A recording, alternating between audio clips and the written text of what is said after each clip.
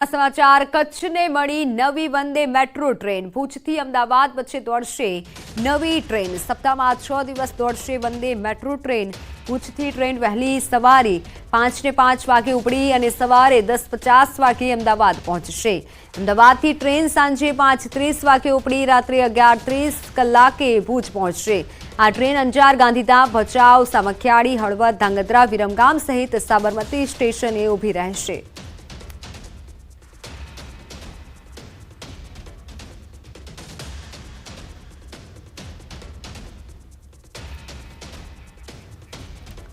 તહેવારો પહેલા ગૃહિણીઓનું બજેટ ખોરવાયું છે જી હા રાજકોટમાં કપાસિયા અને પામોલીન તેલના ભાવમાં વધારો થયો કપાસિયા તેલમાં એક સપ્તાહમાં ડબ્બાના ભાવમાં 75નો વધારો તો પામોલીન તેલમાં એક સપ્તાહમાં 60 રૂપિયાનો વધારો થયો કપાસિયા તેલનો ડબ્બો રૂપિયા 1790 થી વધી 1885 થયો તો પામોલીન તેલનો ડબ્બો 1605 થી વધી અને 1685 રૂપિયા થયો છે રાયડાના તેલમાં પણ રૂપિયા 50નો ભાવ વધારો થયો તો કોપરેલમાં 120 રૂપિયાનો ભાવ વધારો ઝીંકાયો છે રાજ્યમાં ભારે વરસાદના કારણે તેલીબિયા પાકોમાં મોટા પ્રમાણમાં નુકસાન થયું છે જેને લઈને અલગ અલગ તેલના ભાવમાં ઉછાળો આવ્યો છે જે પ્રમાણે સાઇડ તેલમાં સતત વધારો જોવા મળી રહ્યો છે તે જોતા આયાતકારોએ સિન્ડિકેટ રચી હોવાનું જાણવા મળી રહ્યું છે તો આ ઉપરાંત પામોલીન તેલમાં ડ્યુટી આવવાની વાત હતી જેના કારણે પણ પામોલીન તેલના સંગ્રહખોરો દ્વારા માલની વેચવાની બંધ કરી દીધી હતી અને તેથી તેલમાં ભાવ વધારો થયો હોવાનું જાણવા મળી રહ્યું છે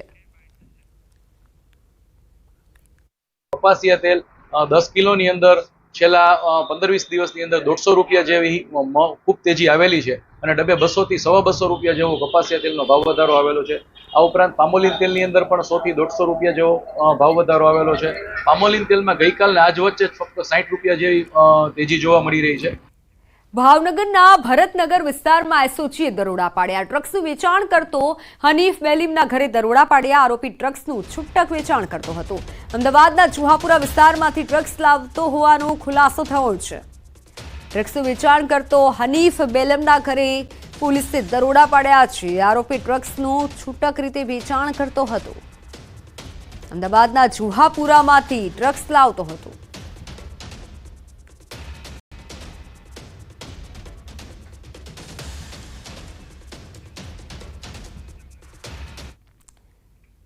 જામનગરમાં 8 વન્ડર ગ્રુપે ગણેશ મહોત્સવમાં એક સાથે 2 વર્લ્ડ રેકોર્ડ સ્થાપિત કરવાના પ્રયાસ કર્યા શ્રી દગડુ શેઠ સાર્વજનિક ગણેશ મહોત્સવમાં ગણપતિની ધાન્યની મૂર્તિને 551 મીટરથી મોટી હાલારી પાઘડી પહેરાવાઈ સાથે ગણેશજીને પ્રિય એવા 11,111 મોદકનો પ્રસાદ ધરાવાયો જેનું લોકોમાં પ્રસાદી તરીકે વિતરણ કરાશે ત્યારે ગિનીસ બુક ઓફ વર્લ્ડ રેકોર્ડની ગાઈડલાઈન પ્રમાણે આ બંને રેકોર્ડ સ્થાપિત કરવાના પ્રયાસ હાથ ધરાયા વન ટ્રી પ્રોજેક્ટ સાથે જોડાયા છે પર્યાવરણવિદ પ્રસિદ્ધિ વન ફાઉન્ડેશનના સ્થાપક 11 વર્ષીય પ્રસિદ્ધિ સિંહ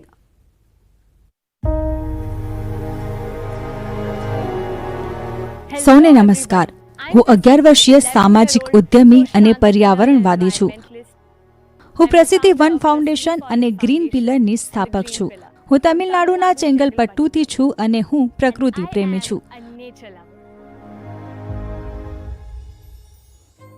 હું હંમેશા પ્રકૃતિથી પ્રેરિત થઈને પાંદડાઓના ગડગડાટ મધમાખીઓના ગુંજારવ અને બીજના ફફડાટની પ્રશંસા કરું છું 6 વર્ષની ઉંમરે મેં નક્કી કર્યું કે મારે મારું પોતાનું વૃક્ષારોપણ કરવું છે અને હાલમાં મેં 1,50,000થી વધુ વૃક્ષો વાવ્યા છે મને 18 વર્ષની ઉંમરમાં રાષ્ટ્રીય બાળ પુરસ્કાર મળ્યો જેના થકી ભારતમાં મારી યાત્રા ચાલુ રાખવા માટે આ મારા માટે એક પ્રેરણા હતી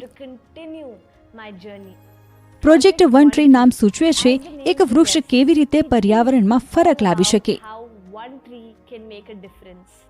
આપણે સમજવાની જરૂર છે કે જો આપણે કુદરત તરફ એક પગલું ભરીએ તો તે આપણી તરફ હજારો ડગલા દોડીને આવશે યોગ્ય માટી યોગ્ય બીજ યોગ્ય વાતાવરણ બધું જ મહત્વપૂર્ણ છે પરંતુ સૌથી મહત્વપૂર્ણ છે વૃક્ષ માટે પ્રેમ કરુણા અને આરાધના આપણે એક વૃક્ષ વાવીએ કે 100 વૃક્ષો આપણી સફર પર્યાવરણને લઈને અઘરી તો છે જ પરંતુ આપણું શીખવાનું મૂલ્ય વધવાનું છે યુવાનો તરીકે આપણી પાસે જે ઉત્સાહ છે, આપણી પાસે સાહસ શક્તિ છે, આપણી પાસે જે સર્જનાત્મકતા છે, જો આપણે આ શક્તિઓને આપણી પૃથ્વીના ભલા માટે ઉપયોગ કરીએ તો તેનો પર્યાવરણ પર અદ્ભુત પ્રભાવ રહેશે. દરેક ખડકને આપણે બચાવી શકીએ છીએ અને તેનાથી પર્યાવરણને ફાયદો થાય છે. પ્રોજેક્ટ વન ટ્રી ભારતના સમુદાયને પુનર્જીવિત કરવામાં ચોક્કસપણે સારી ભૂમિકા ભજવશે.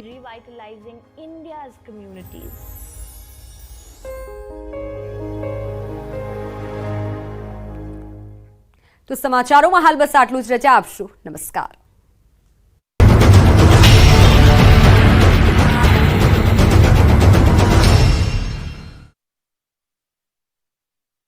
લાખોની કિંમતનો સરકારી ડાંગર બગડ્યો. ડાંગર પલટી જતા નુકસાન થયું. ડાંગર પલટી જતા હાલ તેને અન્ય સ્થળે ખસેડવાની પ્રક્રિયા શરૂ કરાઈ. નમસ્કાર, આપ જોઈ રહ્યા છો ગુજરાતની number 1 news channel news 18 Gujarati. આપણું ગુજરાત સાથે હું છું સિદ્ધાર્થ ધોળકિયા. મહત્વના સમાચારથી કરીએ શરૂઆત.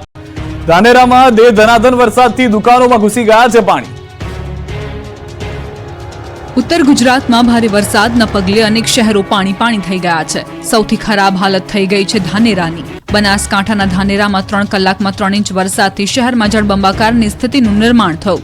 ધાનેરાની મુખ્ય બજારમાં જાણે નદી વહેતી હોય તેવા દ્રશ્યો સામે આવ્યા. પાણીની મનમાની એવી જોવા મળી કે વરસાદી પાણી દુકાનોમાં ઘૂસી ગયા. મુખ્ય બજાર પાણી થઈ જતા પાણી છેક દુકાન સુધી પહોંચી ગયા હતા. દુકાનમાં પાણીની એન્ટ્રી થતા વેપારીઓનો સામાન પલળ્યો તો ઠેર ઠેર પાણી ભરાતા વાહન ચાલકો અને રાહદારીઓ મુશ્કેલીમાં મુકાયા. પાણી ભરાતા જનજીવન ઠપ થયું. બનાસકાંઠાનું ધાનેરા 3 ઇંચ વરસાદમાં ડૂબ્યું. રોડ બન્યા સ્વિમિંગ પુલ. ચારે બાજુ પાણી જ પાણી વચ્ચેથી પસાર થતા વાહનો સ્વિમિંગ પુલ જેવા લાગતા આ દ્રશ્યો છે બનાસકાંઠાના ધાનેરાના. અહીં સતત બીજા દિવસે મેઘરાજા ધબધબાટી બોલાવી. વહેલી સવારથી વાદળો પાણી લઈને ધાનેરાની ઉપર મંડરાયા. કાળા ડિબાંગ બનેલું આકાશ સવારથી જ વરસવા લાગતા થોડી જ કલાકોમાં ધાનેરા પાણી થઈ ગયું. ધાનેરાની બજારોમાં પાણીની રેલમછેલ જોવા મળી. બજારોમાં જાણે જળબંબાકારની સ્થિતિ હોય તેવું લાગી રહ્યું હતું. રોડ પર એટલું પાણી ભરાયું કે વાહનોના વ્હીલ ડૂબી ગયા. લોકો પાણી વચ્ચેથી પસાર થવા મજબૂર બન્યા. બીજી તરફ ધાનેરા, ડીસા, થરાદ સહિતના તાલુકામાં પણ ધોધમાર વરસાદ પડ્યો. ધાનેરા સાંચોર નેશનલ હાઈવે પર પાણી ભરાયા. ધાનેરાની તુલસીનગર માર્કેટની દુકાનોમાં આગળ પાણી ભરાયેલા દ્રશ્યો જોવા મળ્યા. 3 કલાકમાં 3 ઇંચ વરસાદ ખાબકી જતા હાલ બેહાલ થઈ ગયા. બીજી તરફ પાટણમાં વગર વરસાદે ખેતરોમાં પાણીની રેલમછેલ જોવા મળી. પાટણમાં હાલ ભારે વરસાદ નથી છતાં હજુ પણ ખેતરો તરબોળ છે. સાતલપુરના અબિયાણામાં ખેડૂતોની મુશ્કેલીમાં વધારો થયો. ખેતરોમાં હજુ વરસાદી પાણી ઓસર્યા નથી. ખેતરો પાણીથી લથબથ છે. બનાસ નદીના પાણી અબિયાણાના ખેતરોમાં ફરી વળતા ખેડૂતોની પથારી ફરી ગઈ છે. પાક ડૂબી ગયો છે. ખેતરોના બંધપાડા તોડી પાણી આગળ વધ્યું છે. ધોળકડા બાજુથી આવતી બનાસ નદીનું પાણી અબિયાણા વિસ્તારના ખેડૂતોને મુશ્કેલીમાં મૂકી રહ્યું છે. મહીસાગરના કડાણા ડેમમાં પાણીની આવક. 120 ગામને કરાયા એલર્ટ. ઉપરવાસમાં ભારે વરસાદના પગલે મહીસાગરનું જીવાદોરી સમાન કડાણા છલકાઈ રહ્યો છે. ડેમમાં પાણીની ઉપરવાસમાંથી ભારે આવક થઈ રહી છે. કડાણા ડેમમાં હાલ 1,71,000 ક્યુસેક પાણીની આવક છે.